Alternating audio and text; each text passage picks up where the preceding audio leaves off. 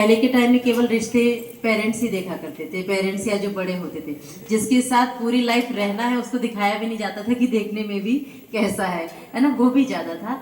और आजकल बच्चे जो मॉडर्न होकर के खुद से ही सब कुछ कर ले रहे हैं, पेरेंट्स को पूछ भी नहीं रहे हैं, वो भी ज्यादा है।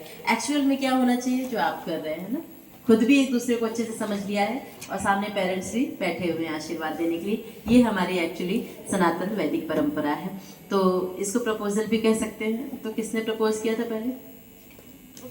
हमेशा लड़के ही करते हैं। जब प्रपोज करते हैं तो बहुत सारे वादे करते हैं।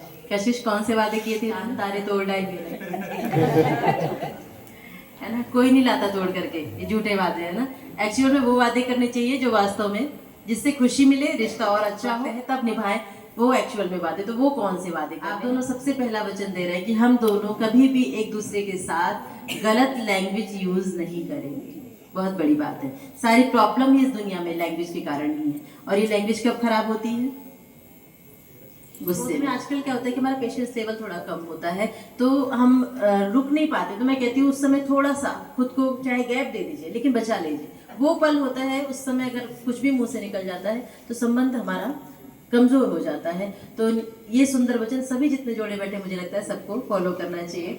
और दूसरा वचन दे रहे हैं कि कोई भी ऐसा कार्य नहीं करेंगे जिससे एक दूसरे को हर्ट हो, दुख पहुंचे, एक दूसरे को खुशी देने का प्रयास करेंगे। तीसरा वचन दे रहे हैं कोई भी डिसीजन लेंगे, चाहे वो कशिश का डिसीजन है चाहे वो आपका डिसीजन है, दोनों मिलकर के जो रिश्ते के लिए, परिवार के लिए जो अच्छा है उसको मानेंगे। कई बार होता है कि मैंने कह दिया तो कह दिया, है ना, थोड़ा सा ईगो किस चीज का है?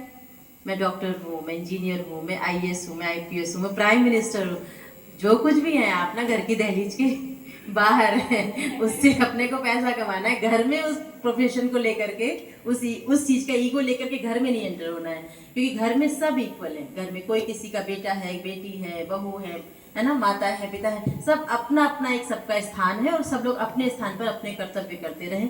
एक वर्ड सुना ना, घर की मुर्गी, तो वो मान के रहिए। जीवन साथी के रूप में, मेरे जीवन के सौभाग्य के लिए, मेरे परिवार की सुख समृद्धि के लिए, मेरे घर की लक्ष्मी के रूप में, जीवन साथी के रूप में कोई और मुझे आपके अलावा नहीं दिखाई देता। कितनी बड़ी बात है। सोच करके थोड़ा फील करेंगे तो सोच करके देखिए।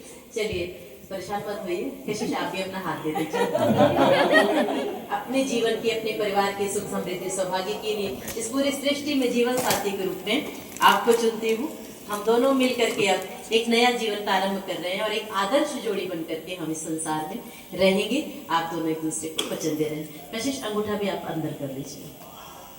ओम गृह्णामि ते सौभगत्वाय हस्तं मया पत्या जरदष्टि यथा सह भगो वर्यमा सविता पुरंधिर्मह्यं त्वा दुर्गा पत्याय देवाः। ओम भगस्ते हस्तमग्रभीत् सविता हस्तमग्रभीत् पत्नी त्वमसि धर्मणाहं गृहपतिस्तव। ओम ममेयमस्तु पोष्यामह्यं त्वादात् बृहस्पतिः मया पत्या प्रजापतिशं जीव शरदः शतम्। ओम त्वष्ट्रा वासो विदधाच्छुभेकं बृहस्पतेः प्रशिषा कवीनां तेने मां नारीं सविता भगश्च सूर्यामिव परिधत्तां प्रजया।